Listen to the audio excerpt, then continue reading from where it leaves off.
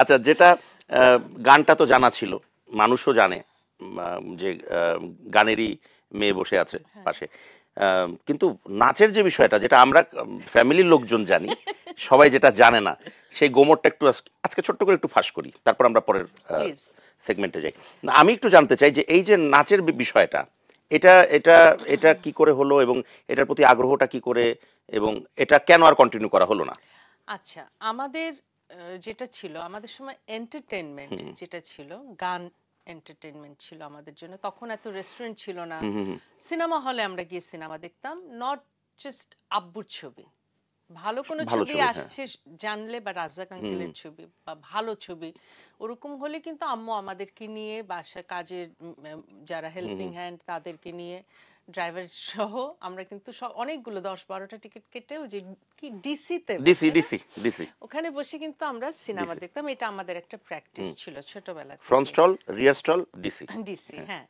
তো এবং ওই প্যাকেটের চিপস আর ফান্টা, ওই যে প্লাস্টিকের প্যাকেটে, ওই চিপসের মতন মজার চিপস যতই চিপস আসুক, আমি খাইনি, যত বড় বড় কোম্পানির চিপস আসুক, ওটা নেই। হ্যাঁ। তো আর বিরতির আগে ওই যে আওয়াজ দিত টিং টিং টিং টিং টিং, ওই যে কাঁচের বোতলে, তখন খুব ভালো লাগতো যে এখন কোকটা খাবো, পেপসিটা খাবো, পানটা খাবো, এই মজা।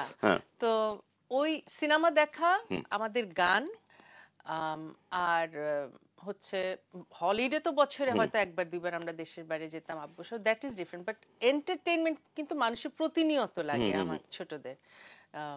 তো ওইভাবেই কিন্তু আমরা, আমাদের কি শুরু হলো, পরীক্ষা শেষ, একটা ছুটি, তখন আমাদের বাসায় কনসার্ট হবে। কনসার্টে অংশগ্রহণ কে করবে? আমি, ভাই, বোন, আমাদের 5-7 জন ফ্রেন্ড, তারপরে হচ্ছে হেল্পিং হ্যান্ডস, বাসার মেয়েরা, সব। AutoPay on, hassle's gone. Sign up for PathaPay. PathaPay, your universe, your way. সবাই পারফর্ম করবে।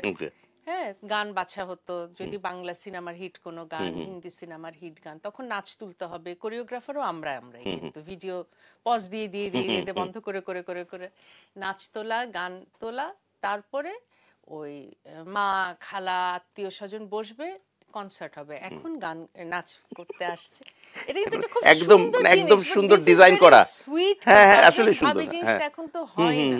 তো একটা জম্পেশ একটা কনসার্ট ড্রয়িং রুমে হতো, আমাদের বিশাল একটা বড় ড্রয়িং রুম ছিল, ওখানে এটা হতো। রাতে সব পোলাও মাংস আম্মু রান্না করতো, সবার খাওয়া দাওয়া হতো, মানে খুবই সুন্দর। ছবি তোলা হতো, কনসার্টের কস্টিউমস মানে থাকতো, মেকআপ থাকতো, ইট ওয়াজ আ প্রপার কনসার্ট। হ্যাঁ, তো ওই যে নাচের, ওভাবে নাচতে নাচতে পরে দেখলাম যে না, আমার নাচ তো মানে আমি যে কোনো মুদ্রা তুলে ফেলতে পারছি। আমি কিন্তু কখনো শিখিনি নাচ। হ্যাঁ, কিন্তু তখন সবচেয়ে কঠিন নাচ ছিল তাম্মা লোগে। হ্যাঁ, ওইটা যেদিন আমি তুলে ফেলছি, আমি বলছি ওকে আমি পারবো। হ্যাঁ, তো এবং ওগুলো আমি, ওরা তো ব্রেক দিয়ে 7 দিন 1 মাস ধরে শুটিং করতো, আমি এট স্ট্রেচ নেচে ফেলতে পারতাম।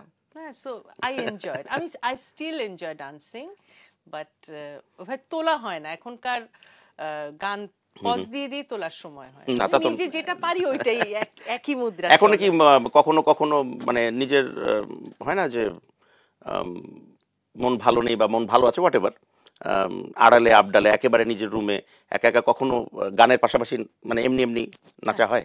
হয় এখনো আখি আলমগীর নাচে? আমি বললাম আমি আসলেই নাচি, আমি নাচি, মানে কখনো হয় না যে আমি হয়তো হাঁটি কিন্তু অন্য কোনো এক্সারসাইজ আমি করি না, হাঁটা যাচ্ছে না, বৃষ্টি, কাজ, গিয়ে গান ছেড়ে নেচে ফেললাম।